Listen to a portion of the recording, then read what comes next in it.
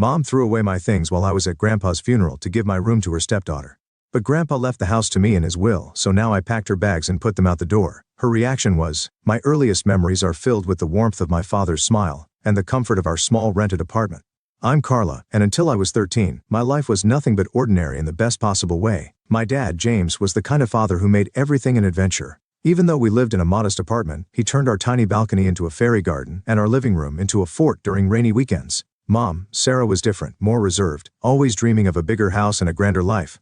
But back then, their differences seemed to balance each other out perfectly. "Carla, sweetie, would you like to spend the weekend at Grandpa's?" Mom would often ask, and I'd jump at the chance. Not because I didn't want to be home, but because Grandpa Richard's house was like a second home to me. It was this beautiful two-story Victorian with creaking wooden floors and endless corners to explore.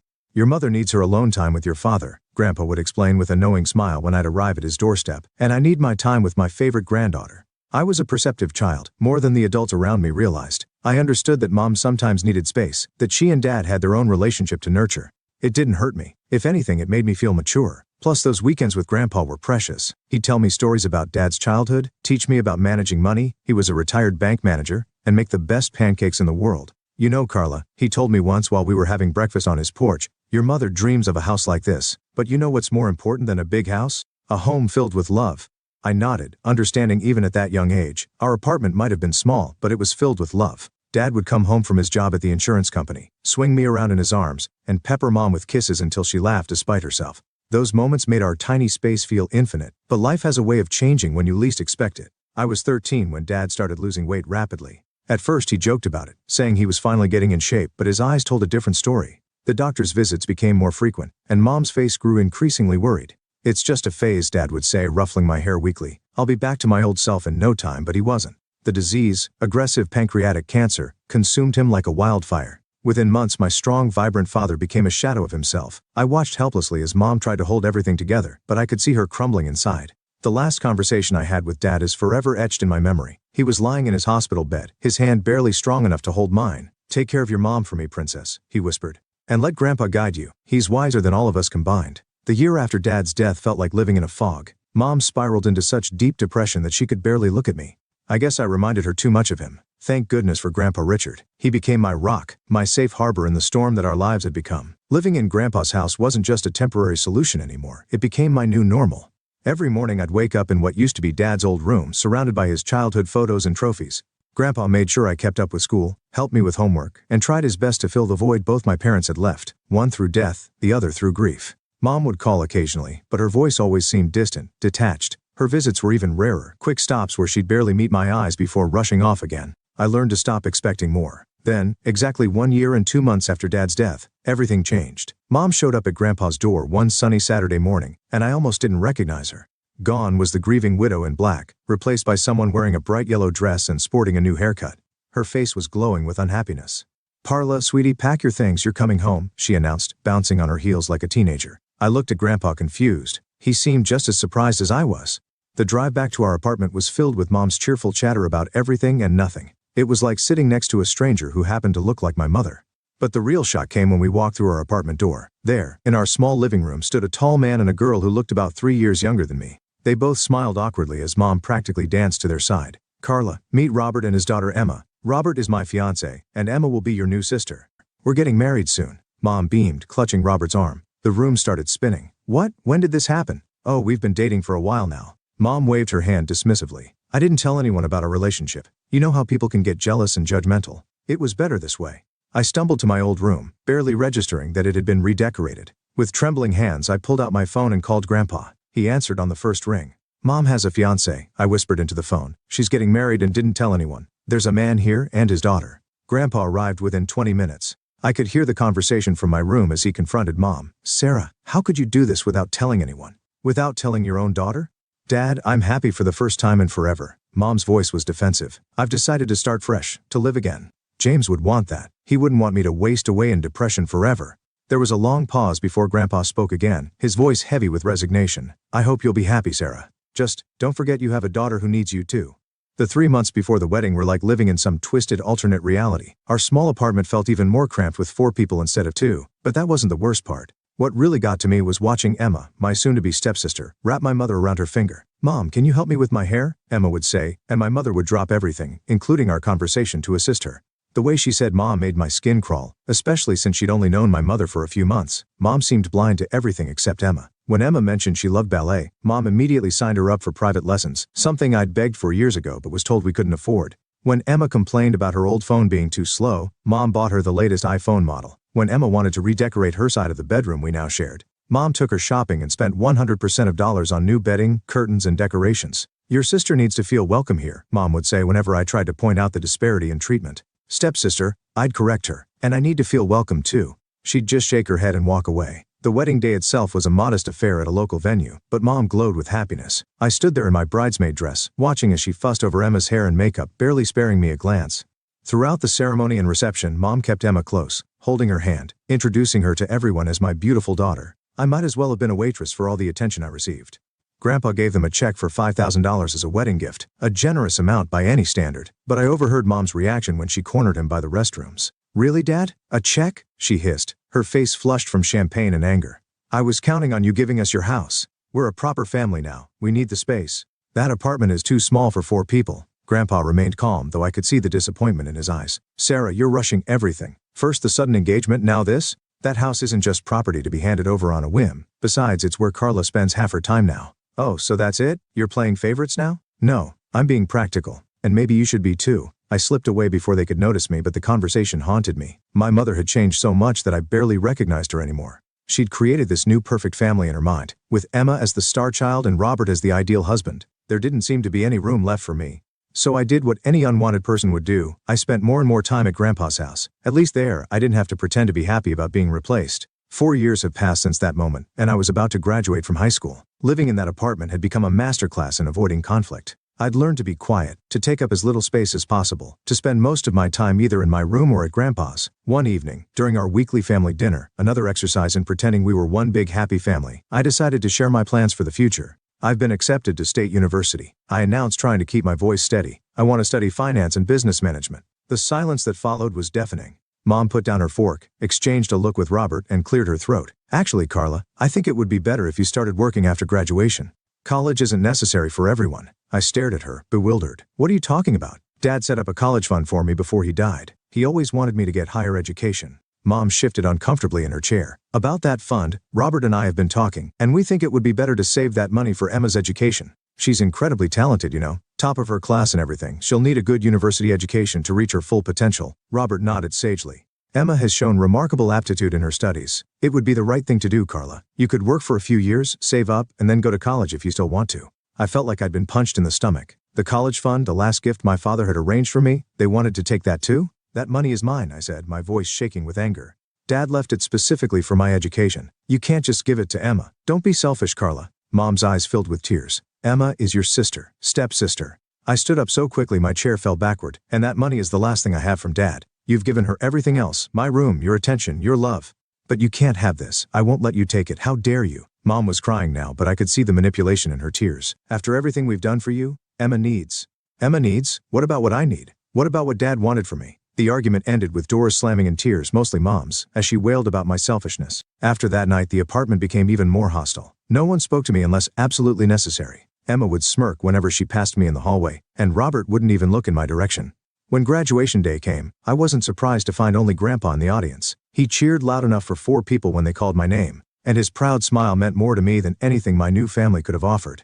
That evening, I packed everything I owned into 3 cardboard boxes and my old suitcase. Grandpa helped me load them into his car. "Your room is always ready for you, sweetheart," he said as we drove away from the apartment. "Always has been, always will be." I didn't look back as we left. There was nothing there for me anymore. College life became my escape. I threw myself into my studies, determined to make my father and Grandpa proud.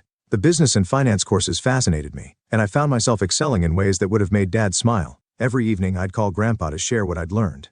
"Tell me again about derivatives," he'd say, even though he knew more about finance than my professors. "I love hearing you explain it." But as my college years progressed, I noticed changes in Grandpa's voice during our calls. He got tired more easily, and his usual sharp wit sometimes seemed dulled. During my visits home, I caught him wincing when he stood up or rubbing his chest when he thought I wasn't looking. "It's just age catching up with me," he'd say whenever I asked about his health. "Nothing to worry about, sweetheart." But I did worry. I started calling him twice a day instead of once, and I'd drive home every weekend I could, not just on holidays.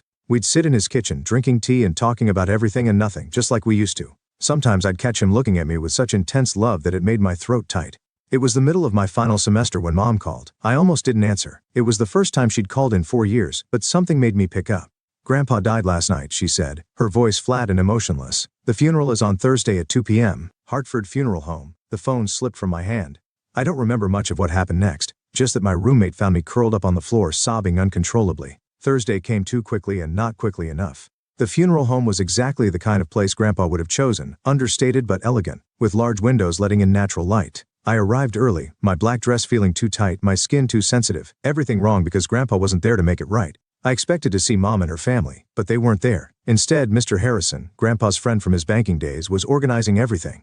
"They're running a bit late," he said when I asked. "Your mother called to say they'd be delayed." The service was beautiful, filled with people from Grandpa's life sharing stories about his kindness, his integrity, his humor. I sat in the front row, alone with my grief, until halfway through the service when I heard the back door open. Mom swept in with Robert and Emma, all in perfectly coordinated black outfits. They took seats in the far back and Mom didn't even glance in my direction. Her face was set in a mask of appropriate grief, but her eyes were already darting around the room, assessing, calculating. I turned back to face the front, my tears now burning with both grief and anger. Even here, even now, she couldn't acknowledge me. Couldn't put aside her pettiness for one day to mourn her own father. After the funeral service, I drove to Grandpa's house, my home for the past 4 years, only to stop short at the sight that greeted me. There, scattered across the front lawn like worthless debris, were garbage bags filled with my belongings. My clothes, my books, my photo albums, everything from my room had been unceremoniously thrown out. Some bags had split open, spilling my life across the grass. With trembling hands, I tried my key in the front door. It wouldn't turn. The lock had been changed. I was still standing there, key uselessly in hand, when the door swung open. Mom stood in the doorway wearing the same black dress from the funeral, but now with an expression of triumph rather than grief. "Oh good, you're here to collect your things," she said, as if she was doing me a favor. "This is my house now. Dad's finally gone, and as his only child, I'm the rightful heir. I've already had the locks changed. We're moving in tonight." I stared at her, unable to process the cruelty of it all. "You couldn't even wait until after the funeral? These are my things, my home." "No, this is my home now," she cut me off sharply. "And you better take your stuff quickly or it's going in the dumpster. I need to clear the space for Emma's things." She smiled coldly. "She's getting your old room, by the way. She's always wanted a bigger bedroom." I felt numb as I gathered my belongings, stuffing everything back into the torn bags, trying to collect the scattered photos of Dad and Grandpa from where they'd fallen in the grass. My mother stood in the doorway the entire time, watching me like a security guard, making sure I didn't try to steal anything. The drive back to my college dorm was a blur of tears and disbelief.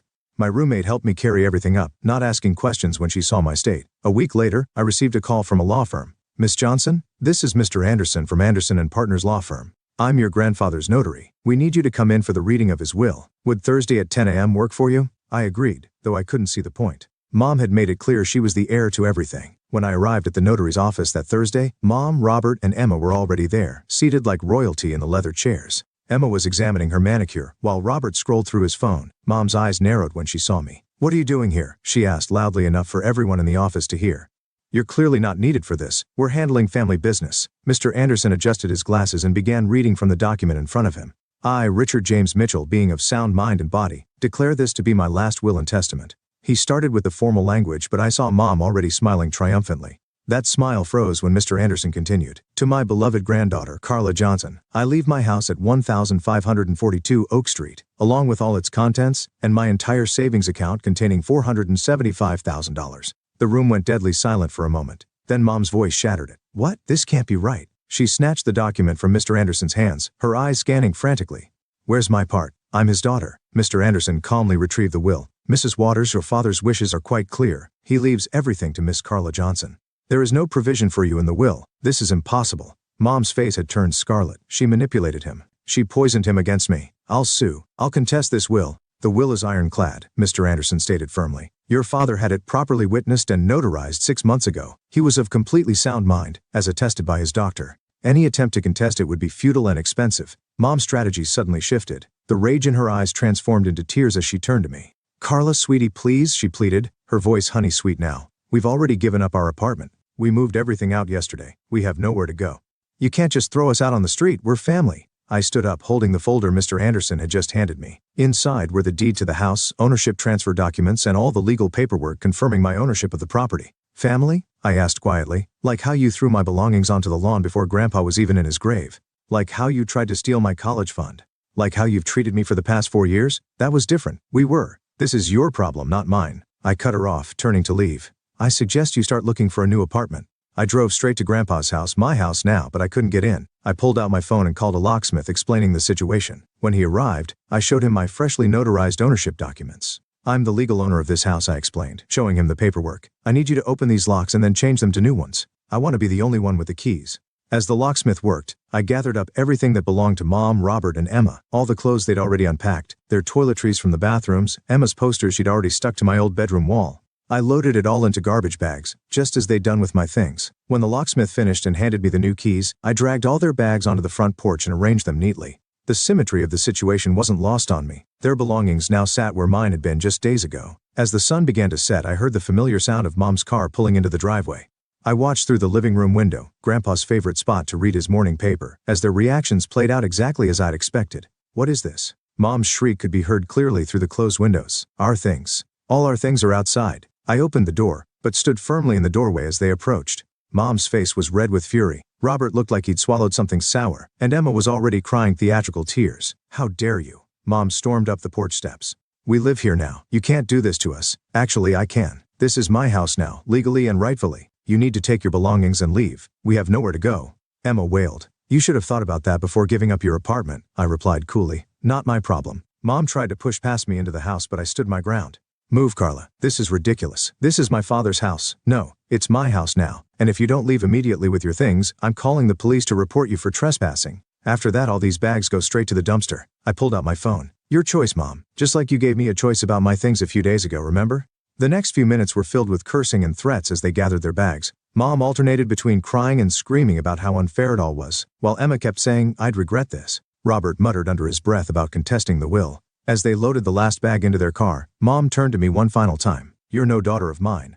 Your father would be ashamed of you. I smiled sadly. No, Mom. Dad would be proud that I finally stood up for myself. Goodbye. I watched them drive away, their car disappearing around the corner. That was 6 months ago. I'm in my final semester now, about to graduate with honors. The house is being rented to a lovely young family. Their monthly rent payments are helping me build my savings, just as Grandpa would have wanted. I found his letter in the study safe that first night, after everyone left. My dearest Carla, it began, if you're reading this, it means you've already dealt with your mother's reaction to my will. I'm sorry I had to put you through that, but I knew Sarah too well. I knew what she would try to do. You have your father's integrity and my business sense. Use them both wisely. The house is yours to do with as you please. Just promise me you'll keep the family photos in the attic. Some memories are worth keeping, even the painful ones. I kept that promise along with the others I made to both him and Dad. I'm focusing on my future now, letting go of the past but keeping the lessons it taught me. Sometimes family isn't who you're born to. Sometimes it's who believes in you, who protects you, who helps you grow. Mom, Robert, and Emma still live somewhere in the city. I hear they found a new apartment eventually. They've tried to contact me a few times, usually when they need something, but I don't respond. Some chapters of our lives are better left closed.